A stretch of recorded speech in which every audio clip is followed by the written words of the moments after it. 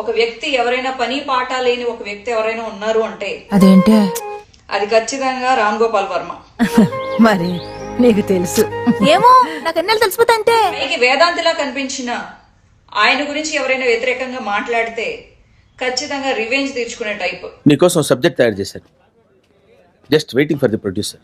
ఏమనిపించింది? ఏంటమ్మ గారు? అదే నన్ను అలా చూసినప్పుడు ఏమనిపించింది?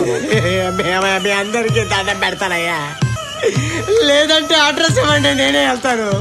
చాలా గ్యాప్ వచ్చింది. ఏ రోజైనా తన గురించి వార్త రాలేదనుకోండి, వార్త క్రియేట్ చేయడానికి ఇమీడియట్ గా సన్నాయత్తం అవుతారు. ఒక రాజా, ఒక ఆర్టిన్, ఒక డైమండ్. ఇప్పుడు ఈ గళ్ళలో డబ్బు పెట్టుంటే 5 పెట్టుంటే 10, 10 పెట్టుంటే 20. ఇమీడియట్ గా సన్నాయత్తం అవుతారు. ఖాళీగా ఉన్న గల్లో డబ్బు పెట్టుంటే అది కంపెనీకి చేరుతుంది సార్. కంపెనీ అంటే ఏంటి? కాలే ఈ జారుడు పొట్ట కోసం కాకిలా అరుస్తున్న నేనే సార్ ఈ కంపెనీ. నేను చెప్పేది ఒకటే, ఇప్పుడు నీకు అంతకు ముందు నేను దొరికాను. ఏమిటండి మీరు మాట్లాడేది? నా యుద్ధం చల్లార్చడానికి ఇప్పుడు నువ్వు ఏమన్నా?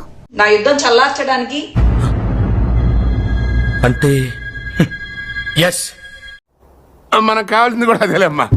సురేష్ బాబు పంచన చేరి చాలా బాగా ప్రయత్నించి సఫలం అయ్యావు, సక్సెస్ అయ్యావు. ఉపదేశం మీరు ఏమైనా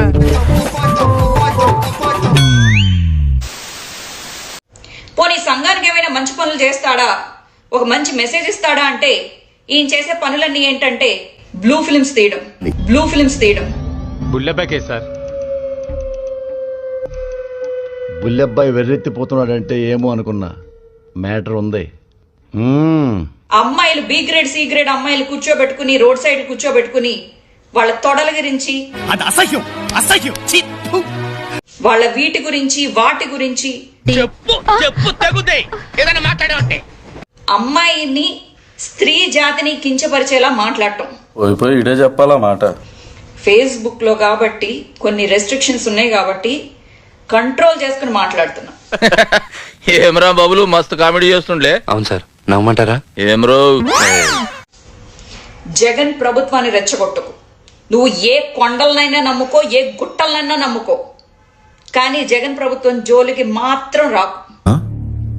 సరిపోయింది, హీరో విలన్ కొట్టుకుని కమెడీని చంపేసినట్టు నా మీద పడతారేంటి వీళ్ళు? జగన్ గారిని ఏమన్నా అంటే నన్ను దాటుకుని వెళ్ళాలని మాత్రం గుర్తుపెట్టుకో. ఖతం, bye bye, tata, good boy, Gaya.